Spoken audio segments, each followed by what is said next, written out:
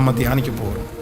பொதுவாக எல்லா மனிதர்களுக்குமே இந்த காயங்கள் அப்படின்றது கண்டிப்பாக நம்ம எல்லாருக்குமே இருக்கும். யாராவது ஒருத்தர் நம்மை காயப்படுத்துவார். அதுவும் நம்மை சுற்றி இருக்கிற நமக்கு தெரியாத யாரோ ஒருத்தர் நம்மளை காயப்படுத்தும் போது கூட அது நமக்கு ரொம்ப வலிக்காது. அது நமக்கு நிறைய நேரத்தில் கோபமாக வெளிப்படும். இப்போ வெளியில் யாராவது ஒருத்தர் அவமானப்படுத்துகிறாங்க அப்படின்னா நம்ம கோபமாக அந்த நேரத்திலே அந்த காயத்தை நம்ம தீர்த்துக்குவோம். ஆனால் நம்மை சுற்றி இருக்கிறவர்கள், நாம் நேசிக்கிறவர்கள், நம்முடைய வீட்டிலே இருக்கிறவர்கள் நம்மை காயப்படுத்தும் போது அதை நிறைய பேருக்கு சரியாக கையாள தெரியாததுனால தங்களுடைய வாழ்க்கையை தாங்களே அழித்து கொண்ட பேர் நிறைய பேர் இருக்கிறாங்க. இந்த காயத்தை சரியாக நீங்க கையாள தெரியல அப்படின்னு சொன்னா உங்களை நீங்களே அழிச்சுக்குவீங்க. நீங்க பயன்பட முடியாது, நீங்க வளர முடியாது. ஆண்டவர் உங்களுக்கு என்று வைத்திருக்கிற திட்டத்தை கூட உங்களால நிறைவேற்ற முடியாது. நீங்க ரொம்ப கவனமா இருக்கணும். ஒரு தேவனுடைய பிள்ளைகள் நிறைய காயத்தை நீங்க அதை கையாள்வதற்கு உங்களுக்கு ஸ்பெஷல் கிஃப்டா ஆண்டவர் தரணும். நான் நம்புறேன் இந்த உபவாச ஜபத்துல நமக்கு எல்லாருக்குமே ஆண்டவர் தருவார். நம்முடைய ஆண்டவருக்கு ஒரு காயம் அல்ல, ஆண்டவருக்கு பல கோடி காயங்கள். தன்னுடைய சரீரத்தில் ஆண்டவர் காயப்பட்டார். சரீரத்தில் காயப்பட்டது மட்டுமல்ல, தன்னோடு கூட இருக்கிறவர்களால, தான் நன்மை செய்தவர்களால கூட ஆண்டவர் காயப்பட்டார். அதான் யூதாஸ் காரியோத்து தன்னை காட்டி கொடுக்கும் போது ஆண்டவர் ஒரு வார்த்தை சொல்லுவாரு, சிநேகிதனே சிநேகிதனே முத்தத்தினாலயா காட்டி கொடுக்கிறாய். அப்போ இது ஆண்டவரை எவ்வளவு தூரம் ஆண்டவரை காயப்படுத்துச்சுன்னு பாருங்க. இல்லைன்னா அந்த வார்த்தை அவருடைய இருதயத்திலிருந்து அப்படி வராது. சிநேகிதனே முத்தத்தினாலவா என்ன காட்டி கொடுக்கிற? அவனுக்கு எச்சரிப்பு கொடுத்திருந்தார். 12 பேர்லாம் ஆண்டவருக்கு அந்த பண பொறுப்பை யூதாஸ் காரியத்தினுடைய கையில கொடுத்திருந்தார். ஏற்கனவே யூதாஸ் காரியத்தினுடைய பின்னணி ரொம்ப ஒரு மோசமான பின்னணி. சுத்தி இருக்கிறவங்க நிறைய பேர் இவனை எடுக்காதீங்க, இவன் வேண்டாம், இவன் என்னைக்குனாலும் அவன் வேலையை காமிப்பான் அப்படின்னு நிறைய பேர் சொல்லி இருப்பாங்க. ஆனா எல்லாத்தையுமே ஆண்டவர் தெரிந்திருந்தும், யூதாஸ் காரியோத்து யாரு, அவனுடைய கேரக்டர் என்ன அப்படின்னு தெரிஞ்சிருந்தும் அவனை தான் கூட வச்சிருந்து ஒரு பெரிய பொறுப்பு அவன் மேல கொடுத்து கடைசியில் அவன் தன்னை விற்று அவன் பணத்தை வாங்குறான். ஆனா முத்தம் கொடுத்து காட்டி கொடுக்குறான். ஏன்னா பொதுவாக அவங்க இயேசுவை அவ்வளவு சீக்கிரமா கண்டுபிடிக்கல. ஏன் அப்படின்னா ஆண்டவர் நிறைய இடங்கள்ல மறைஞ்சே இருந்தார், அவருக்கு தெரியாம இருந்தார். இப்போ அவரை காட்டி கொடுக்கும் போது அவர் வருத்தப்படுறார், அவர் ரொம்ப காயப்பட்டார். சிலுவையில் இருக்கிற கள்ளனெல்லாம் ஆண்டவரை திட்டலாமா? கள்ளனெல்லாம் அவன் எம்மாத்திரம், கர்த்தர் எம்மாத்திரம். நினைச்சு பாருங்களேன். அவன் சிலுவையில் அடிக்கப்பட்டிருக்கிற கள்ளன் ஆண்டவரை பார்த்தா அவ்வளவு கேவலமா திட்டுறான். பக்கத்துல இருக்கிற இன்னொரு கள்ளனுக்கு கோபம் வருது. என்ன பேசிட்டு இருக்கிற? அவரை போய் என்ன பேசுற நீ அவர் யாருன்னு உனக்கு தெரியுமா? நாமோ நியாயப்படி நம்ம என்ன பண்ணிருக்கிறோம், நம்ம தண்டிக்கப்பட்டிருக்கிறோம். ஆனா அவர் ஒரு குற்றமும் செய்யவே இல்லை, அவர் குற்றவாளி கிடையாது அப்படின்றான் பாருங்களேன். அப்போ அவன் ஒரு காயப்படுத்துறான். இன்னொன்னு பைபிள் ரொம்ப அழகா சொல்லுது, ஆண்டவரை சிலுவையில் அடிக்கும் போது வழிப்போக்கர்கள் இருக்காங்க பாருங்களேன். வழி நடக்கிறவர்கள் எட்டி பார்த்து காரி துப்புனாங்களாமா. நிறைய பேர் நீ இயேசுவானா இறங்கி கீழே வந்துட வேண்டியது தானே, நீ எதுக்கு சிலுவையில் இருக்கிற, நீ தான் பெரிய அற்புதம் பண்ணவனாச்சே. அப்போ இத்தனை காயங்கள் அவருடைய இருதயத்தில் இருந்த போதிலும் அவர் என்ன சொன்னார்னா, பிதாவே இவர்களுக்கு மன்னியும், இவர்கள் செய்கிறது இன்னதென்று அறியாதிருக்கிறார்கள். அப்போ இன்றைக்கு இந்த ஜெபத்துல நீங்க யாராவது ஒருத்தர் காயங்களை உங்களுக்கு கையாள தெரியாம இருக்கலாம்.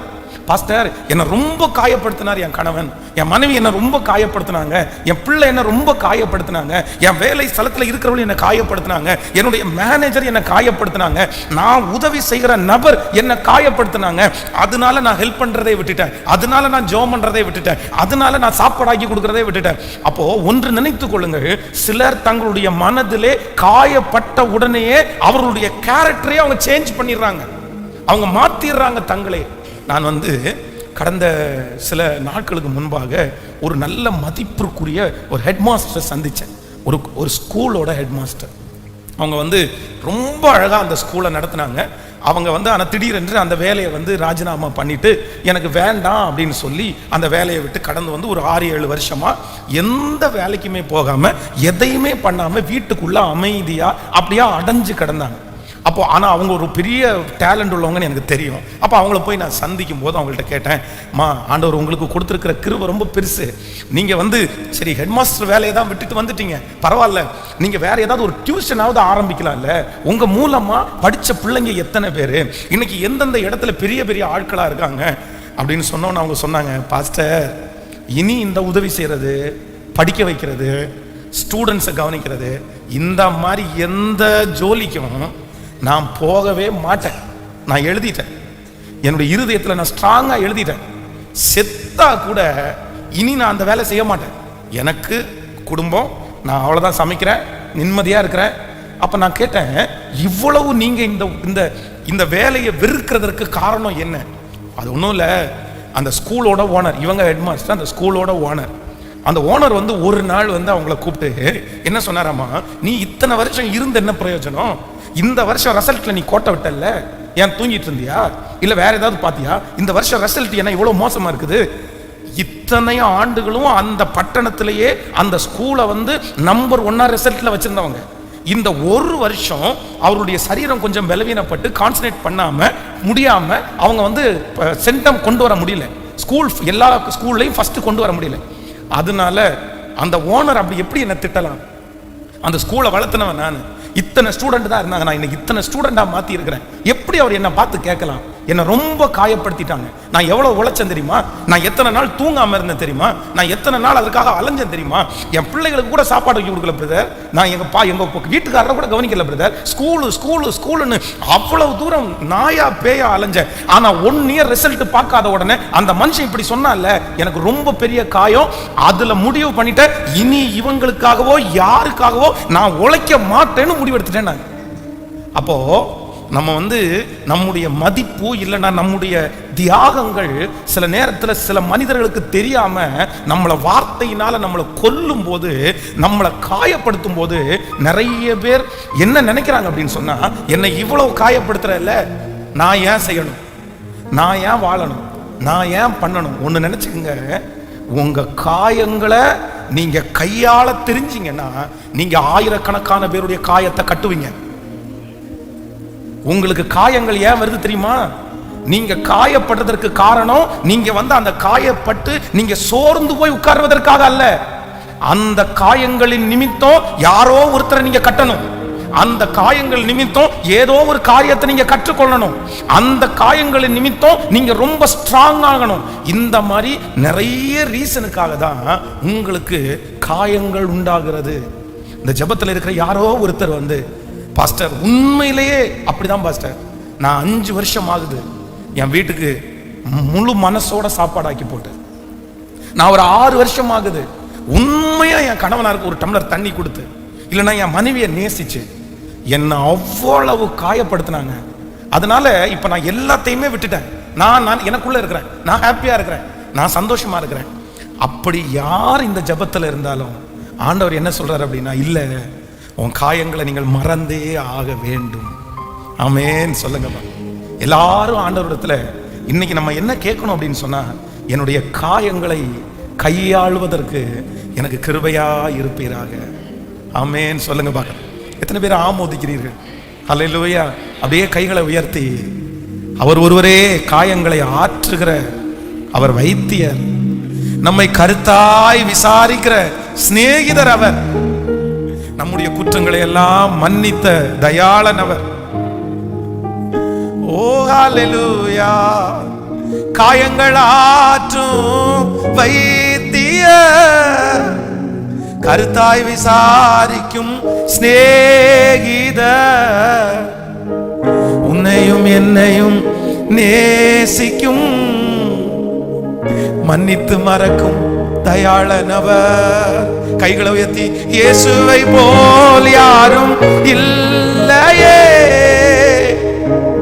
உன்னையும் என்னையும் நேசிக்க,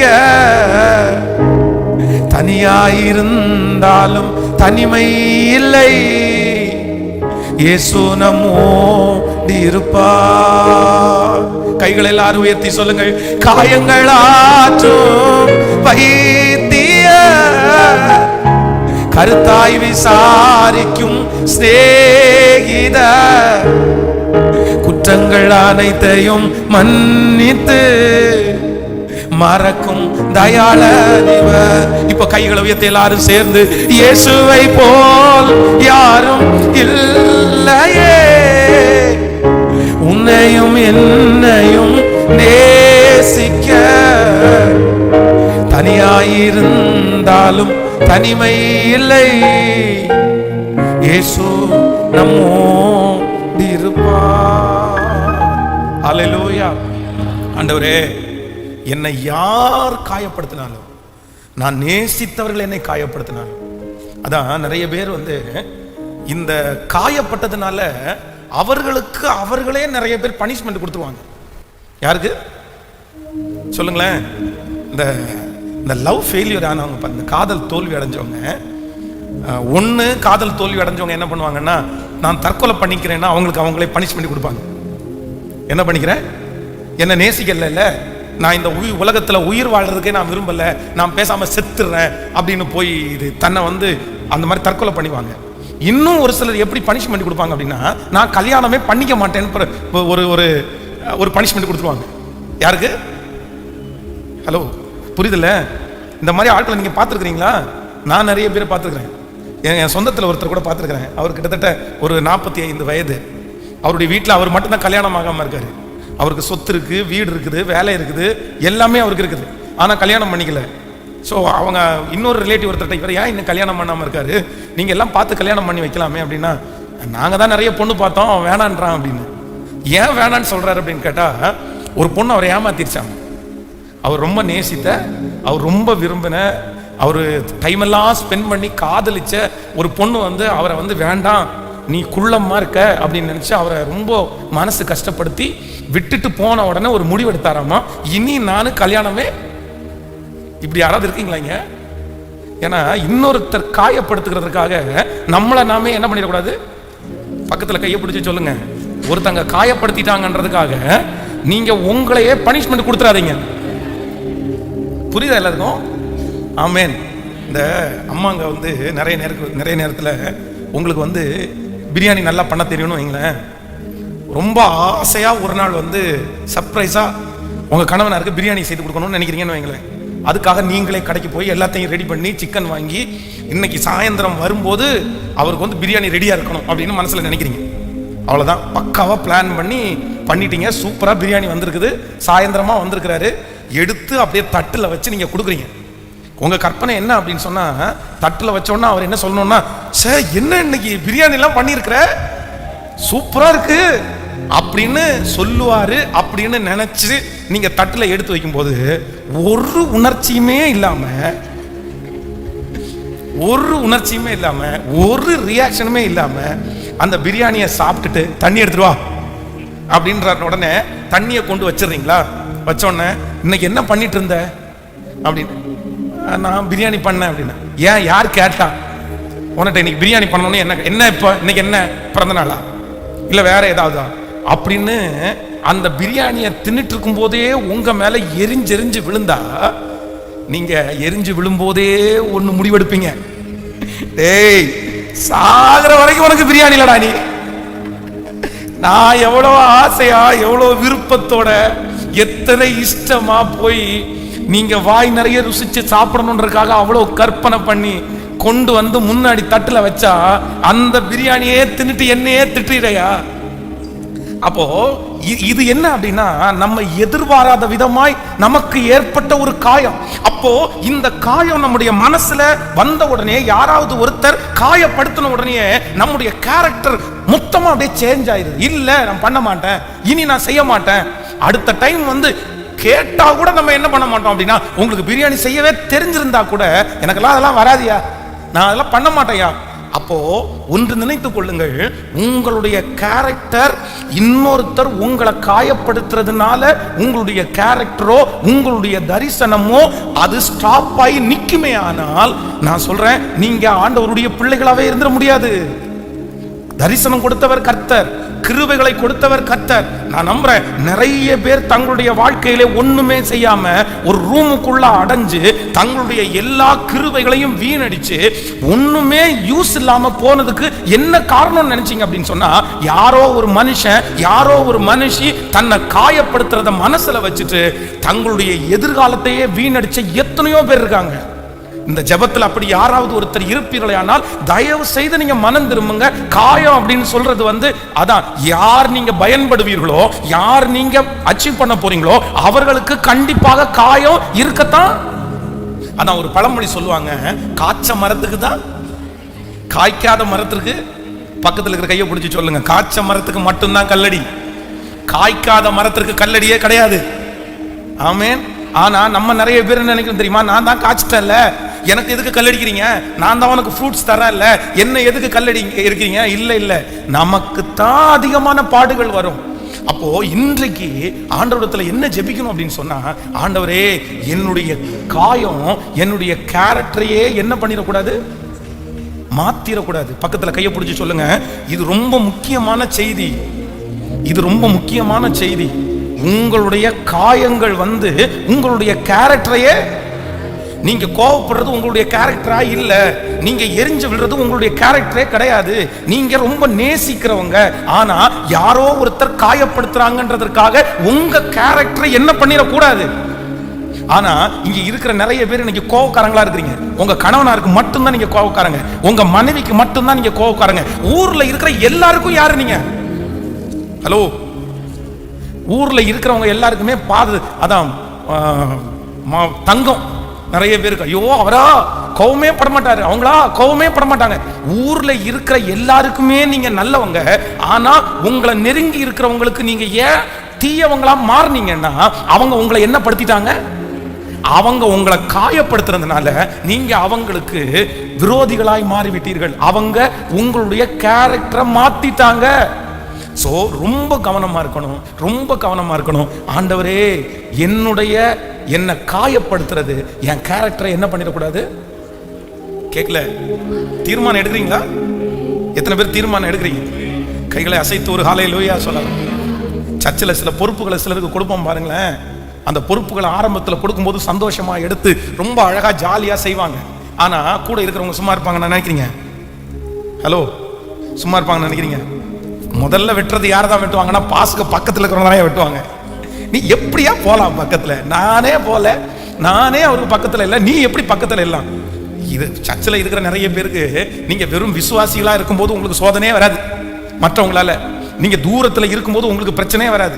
ஆனா கொஞ்சம் நெருங்கிட்டீங்க, அதுவும் பாஸ்டுக்கு ரொம்ப நெருங்கிட்டீங்க, அவ்வளவுதான். எப்படா வெட்டி விடலாம் அப்படி யாராவது ஒருத்தர் அப்படி சொல்லிட்டாங்க, காயப்படுத்திட்டாங்கன்னு வைங்களேன், உடனே என்ன பண்ணிடுறது தெரியுமா, நான் இனி இல்ல பாஸ்டர், தயவு செய்து என்ன விட்டுருங்க பாஸ்டர், எனக்கு வேண்டாம் பாஸ்டர், நான் எனக்கு இன்ட்ரெஸ்ட் இல்லை பாஸ்டர். அப்போ யாராவது ஒருத்தர் காயப்படுத்திட்டாங்கன்றதுக்காக உங்க கேரக்டரையே நீங்க மாத்திக்கிறது அது நல்லது அல்ல. ஆமென் சொல்லுங்க. இதற்கு சில வசனங்களை நான் கண்டிப்பா உங்களுக்கு சொல்லணும். நீங்க ஒரு வசனத்தை வாசிங்க பார்க்கலாம். நியாயாதிபதிகள் 16ஆம் அதிகாரம் 16வது வசனத்தை வாசிக்கலாமா? நியாயாதிபதிகள் 16ஆம் அதிகாரத்தை எடுத்துக்கொள்ளுங்கள். 16ஆம் அதிகாரத்தினுடைய 16வது வசனத்தை வாசிக்க போறோம். 16ஆம் அதிகாரம் 16வது வசனத்திலே, இப்படியே அவனை தினம் தினம் தன் வார்த்தைகளாலே நெருக்கி அலட்டி கொண்டிருந்தபடினால் சாகத்தக்கதாய் அவன் ஆத்துமா விசனப்பட்டு தன் இருதயத்தை எல்லாம் அவளுக்கு வெளிப்படுத்தி, சவரவன் கத்தி என் தலையின் மேல் படவில்லை, நான் என் தாயின் கற்பத்தில் பிறந்தது முதல் தேவனுக்கு என்று நசரேயனானவன், என் தலை சிரைக்கப்பட்டால் என் பலம் என்னை விட்டு போகும், அதனாலே நான் பலட்சியமாகி மற்ற எல்லா மனுஷரை போலும் ஆவேன் என்று அவளிடத்தில் சொன்னான். கவனிங்க, எல்லாரும் கவனிங்க. இப்ப இங்க என்ன நடக்குது அப்படின்னு சொன்னா, அவள் அவனை தினம் தினம் வார்த்தைகளாலே நெருக்கி அலட்டி கொண்டிருந்தபடினால் சாகத்தக்கதாய் அவனுடைய ஆத்மா விசனமாகி, அப்படின்னா ஒரே டார்ச்சர். மனசு அப்படியே ஒரு விஷயத்தை இது உனக்கு வேண்டாமா, இது உனக்கு தெரிய வேண்டாம், நீ அமைதியாரு, நீ விட்டுரு, இதை பற்றி நீ ஏன் கேட்கிற அப்படின்னு பல விசை சிம்சோன் சொல்லியாச்சு. 2-3 டைமும் ஏமாத்தியும் ஆயிடுச்சு. ஆனா இந்த லேடி என்ன பண்றாங்களாமா, தினம் தினம் அவனை கேட்டு கேட்டு கேட்டு வார்த்தைகளாலே நெருக்கி வார்த்தைகளாலே நெருக்கி. சிஸ்டர்ஸ் எல்லாம் ரொம்ப கவனமா கவனிங்க. உங்களுக்கு இருக்கிற ஒரு மிகப்பெரிய வீக்னஸே என்னன்னா வாய் தான் உங்களுக்கு ரொம்ப வீக்னஸ். ஹலோ, என்ன முறைச்சு பார்க்குற மாதிரி பார்க்குறீங்க? என்ன கவனி, ரொம்ப கவனமா கவனிங்க. ஒரு மனுஷனை கை நீட்டி அடிக்க வைக்கிறது உங்க வார்த்தை. ஒரு மனுஷனை சமாதானமாக்குறது உங்க வார்த்தை. நீங்க இந்த தெளியலால் மாதிரி உங்க வார்த்தையினால யாரையுமே நீங்க என்ன பண்ணக்கூடாது. கேட்கல, நான் உங்களை குற்றப்படுத்தல, உங்களை நான் குற்றப்படுத்தல.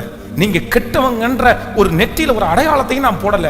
ஆனா நான் நம்புறேன், உங்களுடைய கணவனார், உங்களுடைய பிள்ளைங்க, உங்க அம்மா அப்பா யாரோ ஒருத்தர் உங்களை வெறுக்கிற அளவுக்கு வார்த்தையினாலே அவர்களை என்ன பண்ணிடாதீங்க, நெருக்கிறாதீங்க, நெருக்கிறாதீங்க. இது சிலர் வாயை திறந்து அப்படியே சில கணவன் மாதிரி இடத்துல சொல்லி, மனைவிகளும் அப்படி சொல்லி இருக்கிறாங்க. கணவன்மாரும் வந்து சிலர் குறைஞ்சவங்க அல்ல. மனைவிங்க வந்து 1000 வார்த்தை பேசினா கூட அதுல உப்பு இருக்காது, சப்பு இருக்காது. சில நேரத்துல அவங்க அப்படியே ஸ்ட்ரெயிட்டா பேசி அப்படியே விட்டுருவாங்க. ஆனா கணவனார் சில டைம் பேசவே மாட்டாங்க, அமைதியா இருப்பாங்க. கடைசியில ஒரே ஒரு வார்த்தை பேசுவாங்க தெரியுமா, அவ்வளவுதான், நாண்டு கொண்டு செத்துடலான்னு சொல்ற மாதிரி பேசிக்குவாங்க.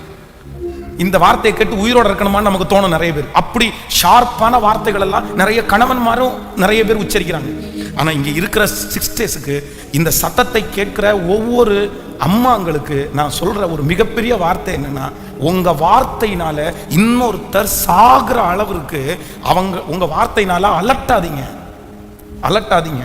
இவங்க பேசி பேசி பேசி இந்த மனுஷனை அப்படியே கொன்னுட்டதுனால இவன் என்ன வெறுத்துட்டான் அப்படின்னா, இனி நான் வாழ்றது வேண்டாம், என்னுடைய ரகசியத்தை இந்த அம்மா கண்டுபிடிச்சா கூட பரவாயில்ல அப்படின்னு தன்னுடைய இருதயத்தில் இருந்தது எல்லாத்தையும் கொட்டிட்டான். அந்த காயம் அவனுடைய கேரக்டரையே, அவனுடைய வாழ்க்கையை மாத்திருச்சு பாருங்களேன். தன்னுடைய தரிசனத்தை இழந்தான், தன்னுடைய எதிர்காலத்தை இழந்தான், ஆண்டவர் மறைக்க சொன்னதை எல்லாத்தையுமே இழந்துட்டான். அப்போ நம்பர் 1, முதலாவதாக ஒன்றுக்காக ஜெபிக்க போறோம். இந்த சத்தத்தை கேட்கிற யாரையாவது ஒருத்தரை நீங்கள் நேசித்தவர்கள், நீங்கள் விரும்பினவர்கள், நீங்க பணம் செலவு பண்ணவங்க, நீங்க உழைச்சவங்க, நீங்க அப்படியே தெய்வம் மாதிரி பார்த்த யாராவது ஒருத்தர் உங்களை ரொம்ப காயப்படுத்தினதுனால உங்களுடைய கேரக்டரையே மாத்தி இருப்பாங்கன்னா, இன்னைக்கு ஆண்டவருடைய சமூகத்துல நீங்க ஒப்பு கொடுத்து ஜெபம் பண்ணுங்க. ஆண்டவரே, இல்ல ஆண்டவரே, எவ்வளவு பெரிய காயம் என்ன படுத்தினாலும் நான் அதை தாங்கிக்குவேன். என் தரிசனத்தை, என்னுடைய லட்சியத்தை இன்னொருத்தர் காயப்படுத்துறதுக்காக நான் விட்டு கொடுக்க மாட்டேன்னு ஒரு தீர்மானம் எடுங்க. எத்தனை பேர் ஆமோதிக்கிறீர்கள்? கைகளை அசைத்து ஒரு ஹல்லேலூயா. எத்தனை பேர் அதை விரும்புறீங்க? ஆண்டவரே, எனக்கு ஒரு கிருபையை தாரும், ஆண்டவரே எனக்கு ஒரு கிருபையை தாரும். யாராவது ஒருத்தர் என்னை காயப்படுத்திட்டாங்கன்றதுக்காக என் கேரக்டரை நான் என்ன பண்ணிடக்கூடாதுன்னா, மாத்திரவே கூடாது. என் தரிசனத்தை நான் என்ன பண்ணிடக்கூடாதுன்னா, இழந்துடவே கூடாது. நம்புறீங்களா இல்லையா? எத்தனை பேர் ஆமோதிக்கிறீர்கள்? ஒரு விஷயம் வந்து என்னுடைய மனதில் வந்து ரொம்ப ஆறாத காயம் வந்து, ஒரு பெரிய காயம் வந்து என்னன்னா, ஒரு கிட்டத்தட்ட ஒரு 8-9 வருடங்களுக்கு முன்பாக வந்து ஒரு ஊழியர், ஒரு உடன் ஊழியர். அப்போ வந்து அந்த ஊழியர் வந்து ஃபஸ்ட்டு நான் என்ன நெருங்கும் போது ஃபஸ்ட்டு அவங்கள பார்க்கும்போது என்ன அப்படின்னு சொன்னால், அவர் மனநலமை பாதிக்கப்பட்டிருந்தார், மன அழுத்தத்தில் இருந்தார். அப்போ நான் அவரை போய் சந்தித்து அவர்கிட்ட பேசி அவரை திருச்சபைக்கு வர சொல்லி அவர்களை கிளியர் பண்ணி அவருக்கு பொறுப்பு கொடுத்து அவருக்கு நிறைய கற்றுக் கொடுத்து நிறைய நல்ல மதிப்பு கொடுத்து நான் போகிற இடமெல்லாம் அவரை கூட்டிகிட்டு போய் அவருக்கு நானே திருமணம் பண்ணுறதுக்காக ஏற்பாடு பண்ணி சில செலவுகளை செய்து அந்த மாதிரி நிறைய முயற்சி எடுத்தேன். அப்போ வந்து அவருக்கு ஏதோ என் கூட இருக்கணும் அப்படின்ற அந்த விருப்பம் அவருக்கு இல்லாமல் போயிடுச்சு. பரவாயில்ல அப்படின்னு நினச்சிட்டேன். அப்போ வந்து என்னை விட்டு பிரிந்து போகிறதுக்காக ஒரு சூழ்நிலை உண்டானது. அவர் என்கிட்ட கேள்வி கேட்டுட்டு என்னை விட்டு வெளியே போகணும்னு முடிவு பண்ணிட்டார். இவரை கொஸ்டின் பண்ணணும் அப்படின்னு நினச்சிட்டு முடிவு பண்ணிட்டார். அதனால அவர் ஒரு 4-5 பேரை கூட்டிகிட்டு வந்தார். வந்துட்டு நிறைய பேசினார். நான் எல்லாத்தையுமே ரொம்ப மெதுவாக இல்லை அப்படின்னு சொல்லி ஒன்றா புரிய வச்சுட்டே இருந்தேன். அப்போது கடைசியில் நான் ஒரே ஒரு வார்த்தை மட்டும் கேட்டேன். என்ன கேட்டேன் அப்படின்னா, இத்தனை நாள் என் கூட நீ இருந்தில்லப்பா, நீ என்கிட்ட ஒரு நல்ல விஷயத்தையாவது நீ என்கிட்ட பார்க்கலையா? நான் உனக்கு ஒரு நல்ல ஏதாவது ஒரு விதத்திலையாவது ஒரு விஷயத்திலையாவது ஒரு நல்ல முன்மாதிரியான ஒரு ஆளா நான் உனக்கு தெரியலையா? இந்த ஒரு வார்த்தையை அவன்கிட்ட கேட்டேன். கேட்ட உடனே அவன் திரும்ப எனக்கு என்ன சொன்னான் அப்படின்னு சொன்னா, என்ன சொன்ன, சின்ன தம்பி தான், வயது கம்மியானவர் தான். அவர் சொன்னாரு, ஆமா ஆமா, உங்ககிட்ட நான் ஒன்று கற்றுக்கிட்டேன். என்ன கற்றுக்கிட்டேன்னா, உன்ன மாதிரி ஒரு ஊழியக்காரனா இருக்கக்கூடாதுன்னு கத்துக்கிட்டேன். உன்ன மாதிரி ஒரு ஊழியக்காரனா நான் இருந்துடக்கூடாதுன்னு கத்துக்கிட்டேன்ற வார்த்தையை என்னால சீரணிக்கவே முடியல, என்னால அதை ஏத்துக்கவே முடியல. ஏன் அப்படின்னா, நான் கல்யாணம் பண்றதுக்கு பயந்ததே எதுக்காகனா ஊழியத்துக்காக தான். அவ்வளோ பயப்பட்டேன். ஆண்டவரே கல்யாணம் பண்ண போறேன், ஏன்னா ஊழியம் போயிருமோ, ஊழியத்துக்கு வர்றவங்க சரியா இருப்பாங்களோ இல்லையோன்னு மேரேஜுக்கு அவ்வளோ பயப்பட்டேன். மேரேஜ் பண்ற அந்த சகோதரி கரெக்டா இருக்கணும், இல்லைன்னா ஊழியம் கெட்டு போச்சுன்னா என்ன பண்ணுது, அவ்வளோ ஊழியத்தில் வந்து கேர்ஃபுல்லா எப்படியாவது ஒரு சின்ன கெட்ட பேர் கூட வரக்கூடாது அப்படின்றதுக்குள்ள அவ்வளவு தீவிரமா அதுக்காக நான் முயற்சி எடுத்தேன். அந்த வார்த்தை வந்து என்னுடைய இருதயத்தை ரொம்ப காயப்படுத்தி, அப்போ வந்து அந்த இடத்துல நான் ஒரு முடிவு எடுக்கிறேன். இனி வாழ்க்கையில யாரையுமே நம்ம என்ன பண்ணிடக்கூடாதுன்னா உருவாக்கிடக்கூடாது. நம்ம வேலை என்ன. ஆனா ஆண்டவர் கொஞ்ச நாள் தாண்டி எனக்கு என்ன கற்றுக் கொடுத்தாரு அப்படின்னா, இல்லப்பா இல்ல, அந்த ஒரு நபர் உன்னை காயப்படுத்தின அந்த ஒரு காரணத்திற்காக உன் தரிசனத்தை நீ விட்டுருவியா? உன் ஊழியத்தை நீ விட்டுற முடியுமா? உன் கேரக்டர் நீ சேஞ்ச் பண்ண முடியுமா? இல்ல, அந்த மனுஷன் காயப்படுத்தினது நல்லது, ஏதோ எதேர்ச்சியா வந்துருச்சு. அதுக்காக நீ அந்த வார்த்தையே, அந்த ஒரு வார்த்தையை பிடிச்சிட்டு, அந்த ஒரு காயத்தை பிடிச்சிட்டு உன் வாழ்க்கையே நீ வந்து முடிச்சுக்கிற போறியா? நீ வந்து இனி வந்து அவ்வளவுதான், உன் ஊழியமே இல்லையா? அந்த ஊழியத்தை நீ செய்ய மாட்டியா? அப்பதான் ஆண்டவரத்துல நான் ஒப்பு கொடுத்தேன். இல்ல ஆண்டவரே, பரவாயில்ல, நீர் பட்ட காயத்தை விட நான் பெரிய காயம் பட்டிருக்கிறேன். பரவாயில்ல, இனி ஜீவனோடு இருக்கிற வரைக்கும் எத்தனை காயங்கள் வந்தாலும் ஊழியக்காரர்களை உருவாக்குறதற்கு என்னை நம்புங்க ஆண்டவரே தான் இன்னைக்கு வரைக்கும் ஜெபம் பண்ணுறேன். அல்லேலூயா. இப்போ உங்களை பார்த்து கேட்குறேன், எத்தனை பேர் இந்த தீர்மானத்தை எடுக்கிறீங்க? இந்த ஜெபத்துல யாராவது ஒருத்தர் இருக்கலாம், பிரதர் நீங்க 7 வருஷம் 8 வருஷத்தை வேஸ்ட் பண்ணியிருக்கலாம், 10 வருஷத்தை வேஸ்ட் பண்ணியிருக்கலாம். ஒரு காலத்துல உங்களுடைய கணவன், உங்களுடைய மனைவி, உங்களுடைய ஃபேமிலியா சேர்ந்து வாரத்திற்கு ஒரு நாள் நீங்க வெளியே போயிருக்கலாம், சந்தோஷமா இருந்திருக்கலாம். ஆனா அவங்க ஏதாவது ஒரு காயப்படுத்தின அந்த ஒரு காரணத்திற்காக இனி நான் ஃபேமிலியா வெளியே போக மாட்டேன்னு அப்படி ஒரு தீர்மானம் எடுத்து 5 வருஷமா நான் வெளியே போறதில்ல பாஸ்டர், 7 வருஷமா நான் வெளியே போறதில்ல பாஸ்டர், அப்படி ஒரு கேரக்டர்ல நீங்க இருப்பீங்கன்னா இன்னைக்கு ஆவியானவர் உங்களோட பேசுறாரு, நீங்க கண்டிப்பா மனம் திரும்பிருங்க, மாறிடுங்க. இல்ல, அவங்க காயப்படுத்தினாங்கன்ற அந்த ஒரு காரணத்திற்காக உங்க கேரக்டரை நீங்க மாத்திராதீங்க. இது ஆண்டவருக்கு பிரியமானது அல்ல. சிஸ்டர்ஸ் யாராவது ஒருத்தர் இருக்கலாம், நான் மனசை விட்டுட்டேன் பாஸ்டர், நான் முடிவு எடுத்துட்டேன், இவ்வளவு நன்றி இல்லாத ஒரு மனுஷன், இவ்வளவு நன்றி இல்லாத ஒரு குடும்பம், இவ்வளவு நன்றி இல்லாத ஒரு மாமியார், இவ்வளவு நன்றி இல்லாத ஒரு மாமனார், நன்றி இல்லாத பிள்ளைங்க, இவங்களுக்கு நான் செஞ்சு என்ன பாஸ்டர் நான் பண்ண போறேன்? அதனால நான் ஒரு 3-4 வருஷமா ஒரு முடிவு எடுத்துட்டேன், இனி நான் பண்ண மாட்டேன்னு இந்த ஜெபத்துல இருக்கிற யாராவது ஒரு சிஸ்டர் நீங்க முடிவு எடுத்தீங்கன்னா, ஆவியானவர் இன்னைக்கு பேசுறாரு, உங்க கேரக்டரை நீங்க சேஞ்ச் பண்ணாதீங்க. நீங்கள் அதற்காக அழைக்கப்பட்டவர்கள் அல்ல. இன்னொருத்தருடைய காயம் நம்முடைய கேரக்டரை என்ன பண்ணிடக்கூடாது? சொல்லுங்க, பக்கத்துல கையை பிடிச்சி சொல்லுங்க, இது உங்களுக்கு மனசுக்குள்ள தீவிரமா பதிஞ்சிடணும்ன்றக்காக நான் சொல்றேன். சொல்லுங்க, நல்ல கையை கொடுத்து சொல்லுங்க, இன்னொருத்தர் நம்மளை காயப்படுத்துறது உங்களுடைய கேரக்டர் சேஞ்ச் பண்ணிடக்கூடாது. நல்லா சொல்லுங்க, உங்களுடைய கேரக்டர் என்ன பண்ணிடக்கூடாது? நீங்க எப்படிதான் இருக்கணும்? ஆமே, நம்மளை காயப்படுத்துறவங்க படுத்திட்டு தான் இருப்பாங்க, அவ்வளவுதான். நம்ம வந்து அத ஓகே ரைட், கர்த்தர் அனுமதிச்சிருக்கிறார், ஆண்டவர் அனுமதிச்சிருக்கிறார். ஆமென். சில நேரத்துல வந்து நம்முடைய தியாகங்கள் வந்து நிறைய பேருக்கு எழுதி வைக்க தெரியாததுனால நம்ம தியாகமே பண்ணலன்னு நினைச்சுக்குவாங்க. நிறைய பேர் நம்மளை புரிஞ்சுக்கவே மாட்டாங்க. நம்ம மனசுல ஒண்ணு நினைப்போம், அங்க வேற ஒண்ணு கேட்கல. அதான் சங்கீதக்காரன் சொல்றான்ல, என்னுடைய நன்மைக்கு பதிலாக எனக்கு என்ன பண்ணனாங்க? தீமை செஞ்சாங்க, அவ்வளவுதான். அதுதான் அவங்களுடைய கேரக்டர், அதுதான் அவங்களுக்கு பண்ண தெரியும். அதனால நம்ம நினைக்கிறது மாதிரி எல்லாரும் பேசிடவும் மாட்டாங்க, நம்ம நினைக்கிறது மாதிரி எல்லாரும் நடந்துக்கவும் மாட்டாங்க. நம்புறீங்களா இல்லையா? நிறைய பேருக்கு ஆண்டவரை மாதிரி தான் கணவனாரையும் நினைச்சிருப்பாங்க, ஆண்டவரை மாதிரி தான் மனைவியை நினைச்சிருப்பாங்க. ஆண்டவரை என்ன மாதிரி நினைச்சிருக்கீங்கன்னா, நான் இன்னைக்கு சர்ச்சுக்கு போறேன், ஆண்டவர் என் கூட பேசணும், என் இருதயத்தை அறிஞ்சு பேசணும், ஆண்டவர் பேசிடுவாரு. இதை யார்கிட்ட எதிர்பார்ப்பேன் தெரியுமா? நான் இன்னைக்கு மனசுல நினைச்சிட்டு போறேன், அவர் கரெக்டா எல்லாம் பேச மாட்டாரு. எப்படிதான் பேசுவாரு? கேட்கல, சத்தமா கேட்கவே இல்லையே. ஹல்லேலூயா. கையை அசைத்து ஒரு ஹல்லேலூயா சொல்லலாம். விசுவாசிக்கிறீங்களா இல்லையா? ஆமென். ஒரு நாள் வந்து ரொம்ப களைத்து போய் கண்டினியூவாக ட்ராவல் பண்ணிட்டு அப்படியே முடிச்சுட்டு ரொம்ப டயர்டாக வந்து பாஸ்டர் மாட்ட ஒரு பெரிய அங்கீகாரத்துக்காக நான் காத்திருக்கிறேன். சரி, அவங்க ஒரு பெரிய அங்கீகாரம் நமக்கு என்னதான் எத்தனை பேர் நமக்கு சுற்றி இருக்கிறவங்க அங்கீகாரம் கொடுத்தாலும் நம்ம வீட்டில் இருக்கிறவங்க ஒரு அங்கீகாரம் கொடுக்கறது நமக்கு என்னவா இருக்கும்? சந்தோஷமா இருக்குமா இல்லையா? ஆனால் வந்து நம்ம வீட்டில் இருக்கவங்க தான் சீக்கிரம் அங்கீகாரமே கிடைக்காது. அதனால அவங்க அப்படின்னு சொல்ல, உங்களுக்கு உதாரணத்துக்கு சொல்றேன், ரொம்ப களைச்சு போய் எல்லா டிராவலையும் முடிச்சுட்டு அப்படான்னு ஒரு பெருமையில் அப்படியே உட்காந்து பாரு இந்த வாரம் வந்து எவ்வளோ கிலோமீட்டர் டிராவல் பண்ணிட்டேன் நான் அப்படின்னு. உடனே அடுத்த நிமிஷம் பாஸ்டர் என்ன பார்த்து கேட்டாங்க, ஏன் இத்தனை கிலோமீட்டர் உங்களை டிராவல் பண்ண யார் சொன்னா? இத்தனை கிலோமீட்டர் உங்களை டிராவல் பண்றதுக்கு யார் சொன்னா? அடடா, நான் என்ன மனசுல நினைச்சேன் அப்படின்னா, அப்பா இவ்வளோ கிலோமீட்டர் டிராவல் பண்ணிருப்பீங்க, இந்த கை என்னத்துக்கு ஆகிறது, இந்த கால் என்னத்துக்கு ஆகிறது, இந்த முதுகு என்னத்துக்கு ஆகிறது அப்படின்னு நினைச்சிட்டு ஒரு எண்ணெயை போட்டு நல்லா முதுக தடகி விட்டு அப்படின்னு பெரிய கற்பனையோட போன உடனே இவ்வளோ டிராவல் பண்றதுக்கு யார் சொன்னா? அவங்க வந்து அது மனசுல இருந்து சொல்லலை, சும்மா சொல்றேன், நான் உங்களுக்கு புரிஞ்சுக்கிறதுக்காக சொல்றேன். நம்ம நிறைய பேர் நம்ம என்னதான் நினைப்போம் அப்படின்னு சொன்னா, அதே போல அவர்களும் அப்படிதான். ரொம்ப வந்து அங்கே வந்து ஒரு ப்ரேயர், நான் வந்து ஒரு நாளில் 3 செய்தி 4 செய்தி அந்த மாதிரிலாம் கொடுத்து கூட நான் வந்து நிறைய பழகியிருக்கேன்.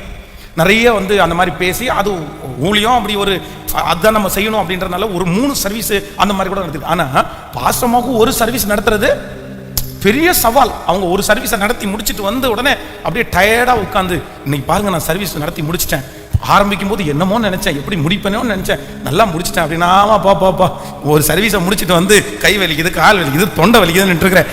அவன் 3 சர்வீஸை உட்காந்துட்டு முடிச்சுட்டு இப்போ ஓடிட்டு இருக்கிறான். அப்போ அவங்க இதுதான் சொல்றது, உங்களுக்கு ஹெல்ப்பே பண்ண போகக்கூடாது அப்படின்னு.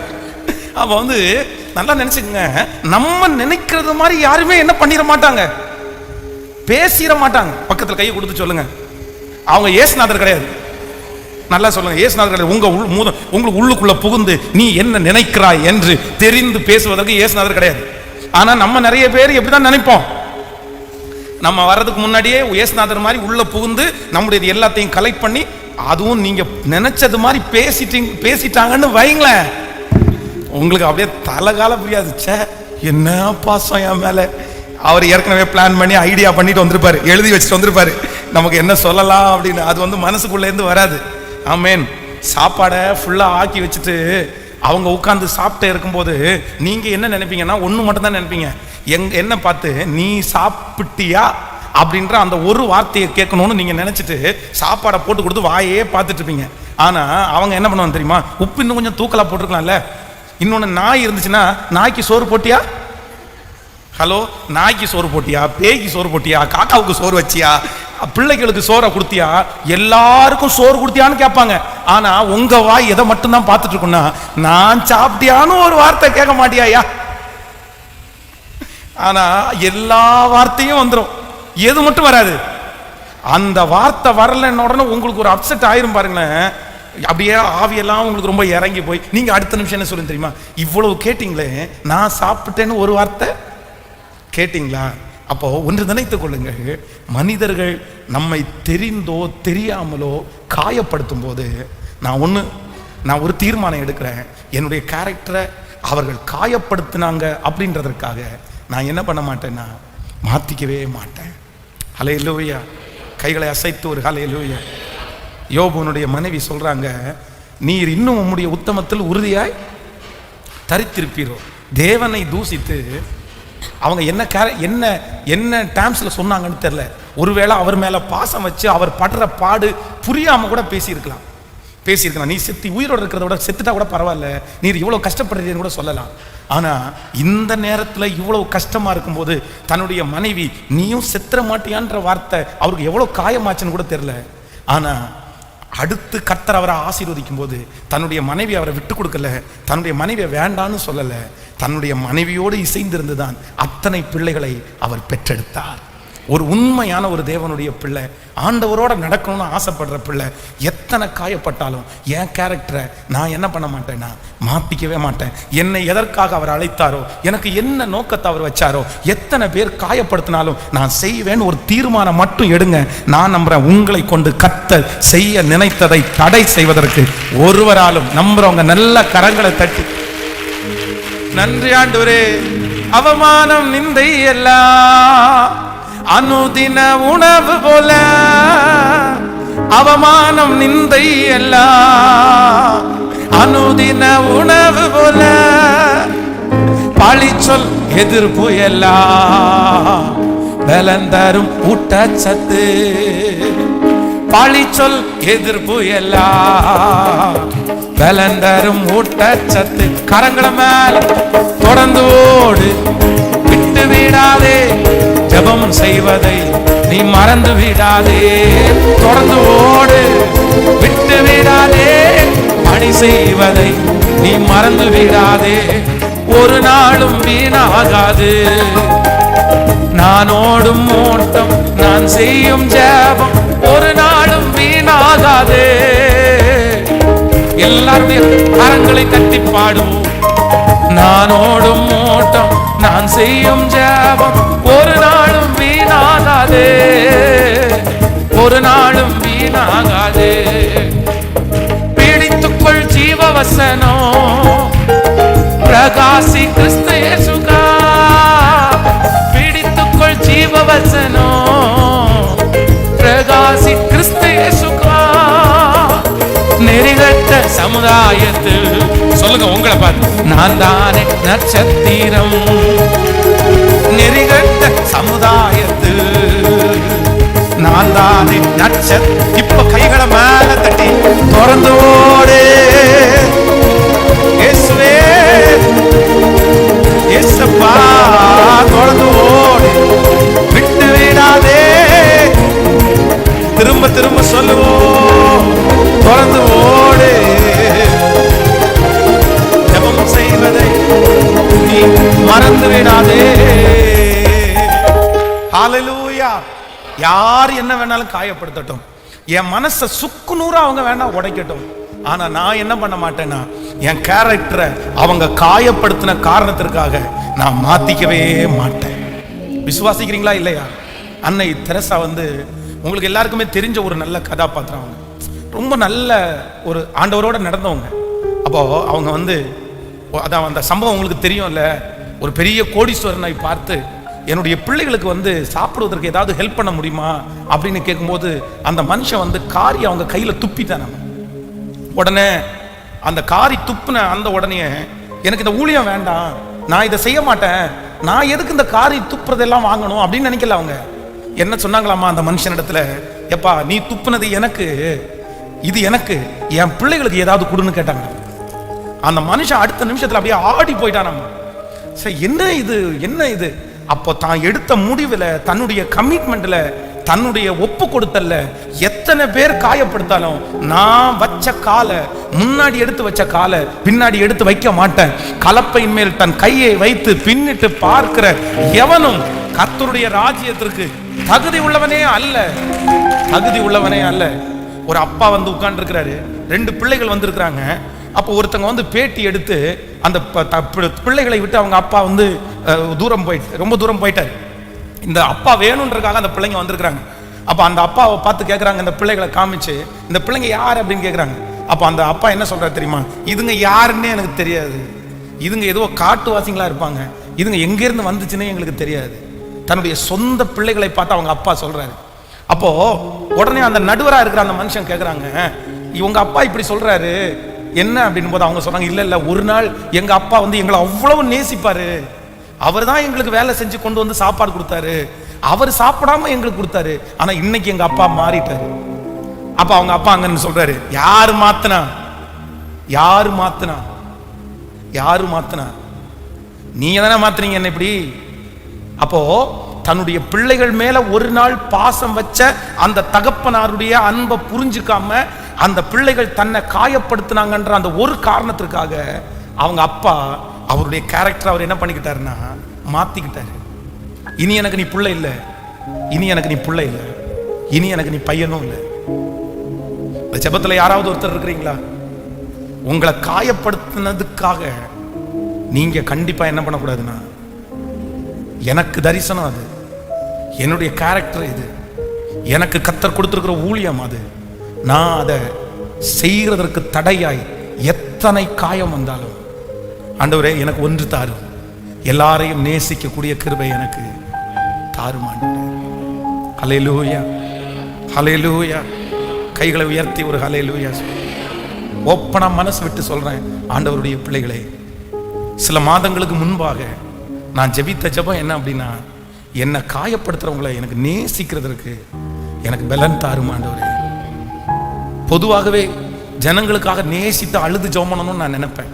உண்மை, ஜனங்களுக்காக பாரம் எடுத்து ஜெபம் பண்ணணும்னு நினைப்பேன்.